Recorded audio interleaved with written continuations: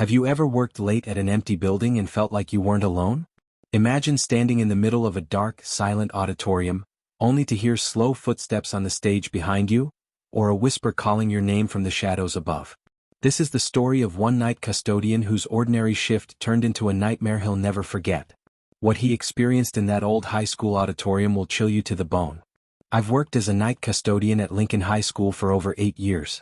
It's not glamorous work, just cleaning classrooms, making sure doors are locked, and keeping the building in order. Most nights are quiet, peaceful even. But there's one place in that school where I always feel uneasy: the auditorium. It's an old structure built in the 1950s with peeling paint, warped wooden seats, and curtains that smell like dust and dampness. I've always avoided staying in there longer than I had to, especially after dark. There's something about the stage, something about the way the silence lingers that doesn't feel right. It all started on a Thursday night. That night, I was doing my usual rounds, flashlight in hand, radio clipped to my belt. I had just finished cleaning the gym and was making my way through the hall when I stopped by the auditorium door.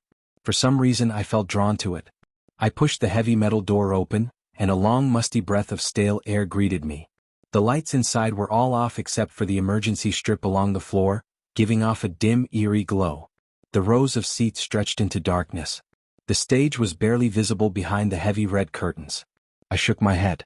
"Get it together, Mark," I muttered to myself. "It's just an old auditorium." I stepped inside, closed the door softly behind me, and pulled out my flashlight. The beam cut through the darkness, exposing rows of empty seats and dust motes swirling like tiny spirits. I walked slowly toward the stage, mopping in hand, making the soft slap-slap sound against the wooden floor. Halfway through the stage I paused. That's when I heard it. A faint rustling, like fabric brushing against wood. It came from behind the curtain. I froze. My heart thudded. I swung the flashlight toward the curtain, but it stood still, unmoving. "Hello?" I called, my voice trembling more than I expected. Nothing. Just silence. Then, a soft, deliberate footstep. One step. Then another. It was slow, like someone dragging their feet along the wooden planks of the stage. I strained to hear more. The footsteps came closer. Closer. My mouth went dry. I wanted to believe it was just the old boards contracting with the cold night air, but then I heard it. A whisper. It wasn't loud, but it cut through the silence like a knife. "Mark." My knees went weak.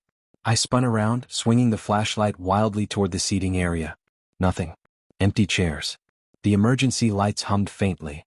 "Who's there?" I barked, my voice cracking. No answer.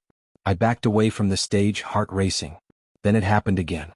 Slow footsteps now sounded above me, from the balcony. I turned my head. There it was. A shadow at the edge of the balcony, barely visible in the emergency light.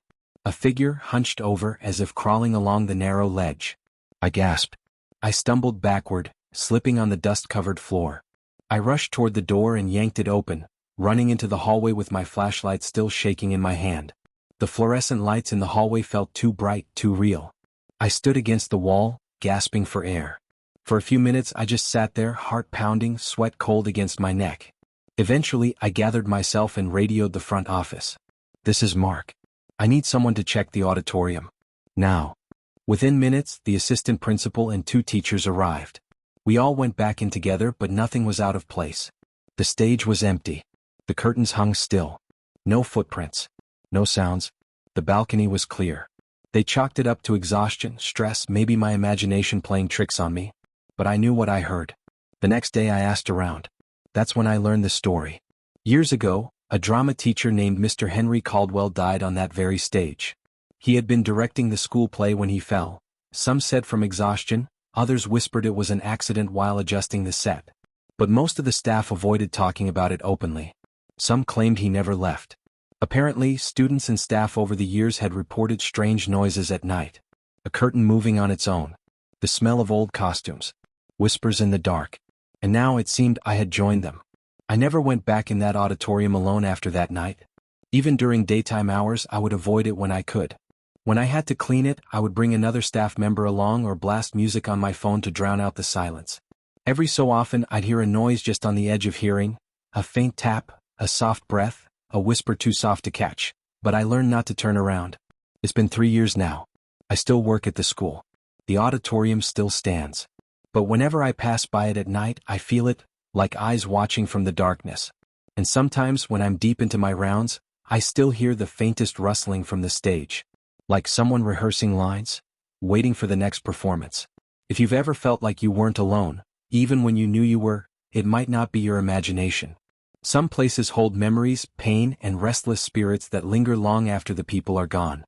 What happened to Mark that night wasn't just fatigue or stress, it was something darker, something that won't let go. Have you ever experienced something you can't explain? Share your stories in the comments below, and don't forget to like, subscribe, and hit that notification bell for more chilling true horror encounters. Stay safe, and if you hear footsteps when you're alone, maybe don't turn around.